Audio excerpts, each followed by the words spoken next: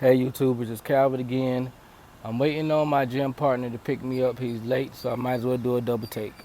So, um, to clarify some more things, um, connections and translations. Um, you have to do your own research. Don't just blindly follow what someone else tells you.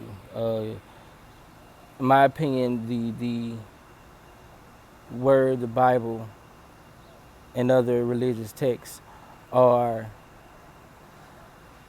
man handwritten texts of each of these individuals' personal experience with God the Creator. So you have to develop your own relationship with the Father to get your own, or not even own answers, to get the answers and find your own purpose. So translations and connections. I want to talk about a the first vision that I ever had that kind of, I guess, woke me up. Um, I was staying in Dallas, and I was selling drugs, cutting hair, and I was a security guard. I had been broken by the world so much, I just transitioned to the dark side. And honestly, I was good at it. And that's when one day I met someone who changed my life, Metrix Kwali. Uh, we fell out. We fell out to the point we made each other cry. We made amends. I remember having the conversation. I said, "Don't worry about anything material, brother. Just come home. I miss your presence." 444 popped up on the screen. I asked him, I said, "Why did you text that? Is that some type of code or something?" I don't know why I said that. He was like, "No, I didn't text that." And so, anyway, we made amends. I was on my couch and I instantly fell into this deep sleep, like an instant deep sleep, and woke up in the astral realm. And I just started crying and like boo hoo crying. And then I heard this baby screaming out of the corner at the top of his lungs. So I'm thinking spiritually that represented birth pains of the man child. The man child is a group, as well as the 44,000. The bride is a group. Now the two witnesses, I don't know if that is a group or two individuals, but I'm thinking from dreams I've had that it is two individuals. So uh, back to this major vision. So I blinked my eyes after the crying, and I woke up in what I think was the future. I think it was LA. My spirit was telling me that it was LA. There was nothing but destruction, fire. All I seen was this nuclear mushroom like cloud. You couldn't see the sky. I can't explain that to you. I could barely even fathom in the dream. There was no sky. All I seen was a hand sticking up out of the dirt. Imagine being at a party and you hear like chatter amongst everyone, but you can't clearly make out what any one person is saying. It was like that, but with screams and pain and anguish. And so that is the first time my empathic abilities really kicked into overdrive. So I physically and emotionally felt all of this pain and death, destruction that I experienced in this vision. So, um, now, it says the God has the power to have you in two places at once. That's what was going on. I was floating in spiritual form, looking at myself in the future in the form of a child. I knew it was me because it was a fitted polo cap that I always wear. So, the boy version of me threw a rock, and he threw it so hard it had an impact on this building and brought like the rest of the side of the wall crashing down. And so I'm not really coherent about what's going on, and and I'm like, why is this bad boy throwing rocks? Like, what is all this destruction? So then he looks at me. I look at myself dead in the eye, then that let me know when I had a revelation on the dream that I, the boy, had spiritual powers. I could see spirits. So there was a line, like the little line that separates the line at the movie theaters or an amusement park. So to the left was this little black ball with legs, arms, and horns and yellow eyes with this dark vortex like a little portal going into the ground. And I had seen that being before when I was a child. It used to haunt me. It came into my bedroom with it used to come with red eyes, and it had the form of a minotaur, very scary, like stab me with a sword, just tortured me as a child. Anyway, in this dream, it had yellow eyes, which means I struck fear into it, and it was very small. And I also think that it represented my maybe my darkness, my evil incarnate, but so it was letting me know that it was very small. So on the right side was this female, what I would describe as an angel. She had this glow, and I couldn't see her face, but she had her hand out. And so I walked up to her and grabbed her hand, looking at myself in the eyes the entire time. And we walked into this light. I drew a picture. I'm going to try and post a picture. We walked into this light, like up into this light. As soon as we went into the light, it's like somebody took a defibrillator, said, clear. I grabbed my chest and woke up like, and I just instantly burst into tears, like boo hoo, slobbing out the mouth, yelling, crying for at least 45 minutes. My t-shirt and tank top were soaked in tears like I got in the shower. I even tried to stop. I couldn't stop because I physically felt all this pain and death and destruction in that vision. And I'm just crying. Next thing you know, I'm crying and laughing.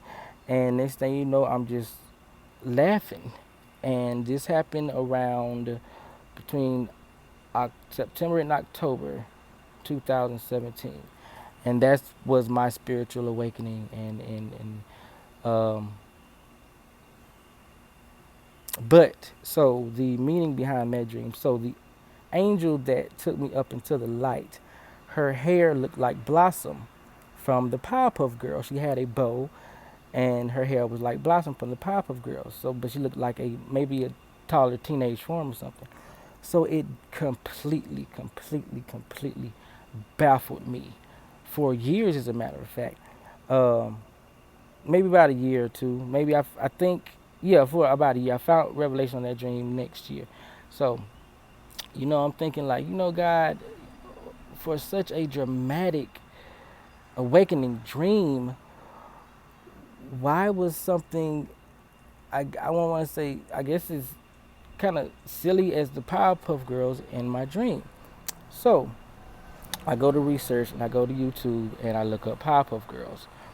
The Before I say this, when God gives us certain visions and dreams, we have to search for the answers. He's not going to just give it to us. It's so much more worth it when you work hard and you search for the answer. It's so much more worth it. You appreciate it, you value it more, you remember it more. So back to the meaning of that part of the dream. Um, YouTube. I go to YouTube, and there is Powerpuff Girls, and they have a new sister. Well, an older sister. Her name is Bliss. Um, so she was made first. She was like, I guess, perfect, but too powerful. So she ran away. So her storyline is basically what's described as some of the end time workers in the Book of Revelation. Go through the wilderness. They're in the wilderness. Even certain abilities that she has were what some of us are going to acquire. Teleportation, astral projection, telepathy, electrokinesis, which is the manipulation of electricity, atmokinesis, which is a manipulation of weather. The weather is tied to our emotions. We're made of the elements. Once you get in tune with the elements through meditation, blah, blah, blah, you can manipulate the elements. That's how Jesus calmed the storm on the boat. Peace be still. He manipulated the elements. 60% water, electromagnetic current, blah, blah, blah. We breathe in the air. So back to the dream again. I'm sorry, getting off track. So Bliss, she was in the wilderness. She came back to help the Powerpuff Girls. Even her color was the color of the bride of Christ, the purple and blue. Um, she was also black, kind of funny. Anyway, little racial diversity in there. I like that. So him represents the Antichrist. Very feminine, silly, deceiving, Jezebel spirit, materialistic. So she comes and makes the fourth part of the unit, helps them to get rid of them, get rid of him, kill him, and they all live happily ever after. And like she stays for a while, and then she goes back to wherever she goes, kind of like was described, how we will stay and help, harvest and clean up, and then we're supposed to, go before the destruction. So now, so one day I'm searching through, how the sun is changing our DNA. Our DNA is cold. These solar flares from the sun are sending light codes that are being picked up by the crystals in our skin and our pineal gland. Crystals are receivers and transmitters of light.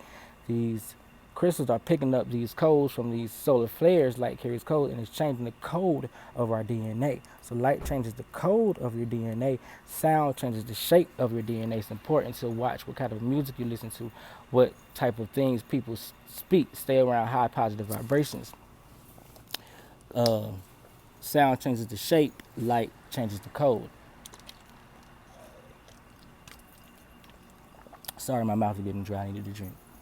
So, bliss and things like X-Men, blah, blah, blah, adrenaline and stressful, traumatic situations unlock latent abilities in the DNA. But no, the way to unlock these latent abilities in our DNA is through bliss, blissful situations, love, euphoria, um, forgiveness, um, and it literally raises your vibrations. Sometimes the meditations, or sometimes I'll just be sitting and I'll get in deep thought, and my whole body vibrates. Um, Bliss is the way to unlocking these latent abilities in our DNA, crystalline DNA. Now I have been scared, or something's made me jump, and lights would flicker, or things would move. So situations like that, they kind of push the abilities, but the way to unlock the abilities is through bliss, positive vibrations of love. There's only two emotions: love and fear. Fear is a low vibration. Love is a high vibration. Uh, so yes. Uh, That's my understanding of that. Please comment, question, and concern. Um, I like to pray. Please pray with me. God our Father, which art in heaven, hallowed be thy name. I just want to say thank you for your many blessings and testings and stressings and lessons and guidance. And please allow me to continue to walk in your sight. Please take hold of me and develop me and your workers in the world. And I don't have to ask, because you know what you're doing. And please forgive us of the sins that we commit knowingly and unknowingly. Forgive me of my sins that I commit knowingly and unknowingly. Help me to be stronger. And just thank you for everything. Sometimes all I can say is thank you. In your most high name I pray. Amen. Amen. So, yeah. Please get back at me. Please send your support. I'm going to start a podcast show soon. We need right now responsible rebels. It's time to rebel, but we need responsible rebels. Destroying your own land and your own home is not going to get you anything but loss. So yes, God bless. Thank you. Hit me.